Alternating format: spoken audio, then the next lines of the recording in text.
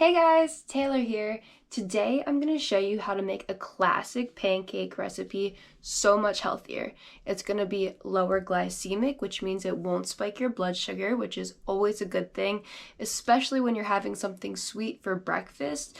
You don't want to spike your blood sugar first thing in the morning because it can set you up for kind of like a blood sugar roller coaster ride for the rest of the day.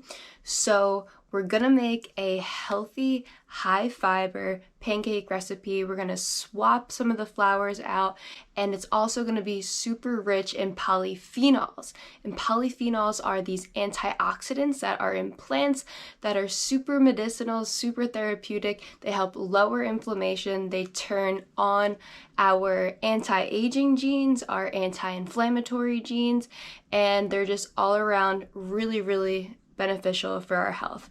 So come with me, it's gonna be fun. Let's do it. Okay, so first things first, hop on the internet first and type in said recipe. Then we're gonna find one that doesn't really matter. We're just kind of getting an idea of what the ratio of ingredients are that are gonna go into the recipe. And then we're gonna replace the lower quality ingredients in the recipe with higher quality, more nutrient rich, more nutrient dense foods. Let's Google classic pancake recipes. Okay, you're gonna go to Google and you're gonna type in buttermilk pancake recipe. You can just type in regular pancake recipe. I had buttermilk left over in the fridge that I want to use. Click on whatever link appeals to you. This is from the website Taste Better from Scratch. This is a recipe by Lauren Allen. Thank you, Lauren, for letting us borrow your recipe. What we're gonna do is we're just gonna read through the ingredients and get an idea of what we need and the ratios of what we need. 2 cups of all-purpose flour, 2 tablespoons of granulated sugar. We need 1.5 teaspoons of baking powder. This is all just getting an idea of the ratio of ingredients that we need to one another so that they turn out fluffy and beautiful. Now that we know the ingredients we need and the ratio of ingredients that we need, I am gonna swap out those 2 cups of all-purpose flour with 2 cups of buckwheat flour. I like to stick to swapping flours that have a 1-to-1 ratio with whatever the original recipe was.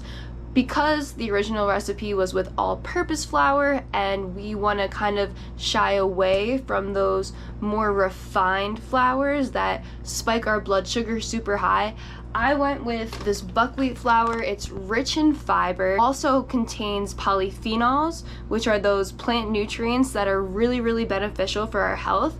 And it's just an all-around way better option. The goal is to keep our blood sugar as balanced as possible, and this is a much better option for doing that. So buckwheat flour it is.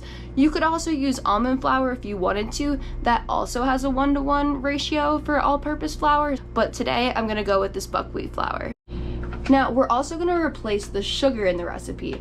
There were only 2 tablespoons of sugar present in this recipe, which isn't a huge deal, but again, I like to cut down or replace sugar wherever possible in my diet with a more natural alternative than just like granulated sugar or white sugar. I'm going to use this natural sweetener called Allulose, and I love Allulose because first of all, it's like 0 calories, 0 sugar, so it doesn't spike your blood sugar. It's a little bit less sweet than regular sugar, so I'm not really one to measure things out. I know that Allulose isn't as sweet as sugar. I know that we need 2 tablespoons of sugar, so I'm gonna add 2 tablespoons of Allulose and just like a little bit more because I want to get it to that sweetness level where it tastes like an actual pancake.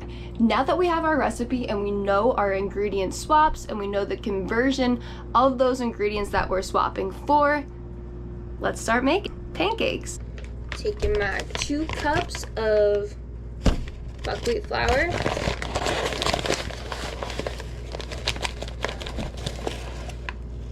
You can just tell that it's quality and it's way more nutrient dense and colorful than just regular old white flour. Now, not colorful like rainbow colorful, but it's got like a deeper, richer brown color. So We're doing 2 cups to replace the 2 cups of all-purpose flour. I just want to show you what I mean by nutrient dense, because I know I've said that a few times now, and this is what I mean. So we have riboflavin, we have niacin, folate, calcium, magnesium, zinc, the nutrient density you're going to be getting from these pancakes. Alright, next the recipe calls for 2 tablespoons of granulated sugar. We are replacing that with allulose. 1 tablespoon, 2 tablespoons, and because allulose, like I said before, is not as sweet as regular sugar, I'm just gonna give it a little bit more. Typically, they recommend 1 1/3 cups of allulose for 1 cup of table sugar, but I'm not trying to do the math of 2 tablespoons of sugar, what that would equal for allulose. So we're just gonna do another third. Alright, next we're just gonna follow the rest of the recipe. We have 3/4 teaspoon of baking soda. We have 1 1/2 teaspoons of baking powder. 1/2 teaspoon of salt. This is the only salt that I have. It's gonna be really impractical to grind it all into a dish and then scoop out 1/4 teaspoon. So I'm just gonna eyeball it. Looks good to me. 2 tablespoons of melted butter. 2 cups of buttermilk. Whisk that up. Recipe calls for 2 beaten eggs. So we're gonna mix our buttermilk that's almost overflowing, and I'm gonna give that a nice stir. Oh, this is gonna be so good! Stirring up the dry ingredients.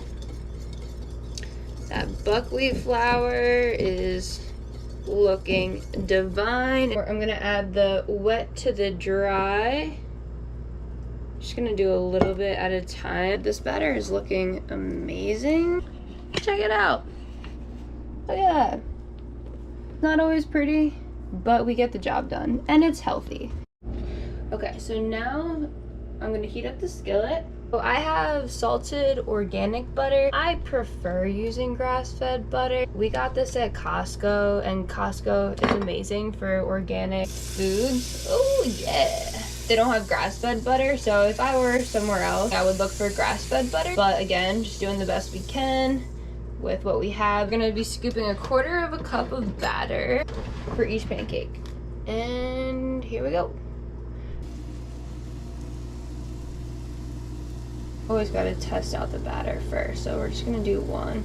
I can tell that the pan is too high. I should not have heated it up so quickly because the butter is starting to burn off, but living and learning. We're doing it together. Scrape off some of this burnt butter. Nobody wants that. Not bad. Pancake done. Honestly, I don't hate the way that it looks.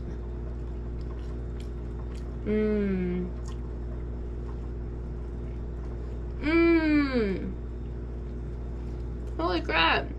We're trying to keep things low sugar here, so I'm probably gonna put butter on this, maybe a little bit of nut butter, maybe some honey, not sure. But yeah, let's keep making some pancakes. Hey, big boy. We're gonna load her up with blueberries and chocolate chips. This one's gonna be fun. It's gonna be delicious. All right, so I'm pretty happy how that last one came out there. Look at that. Gorgeous.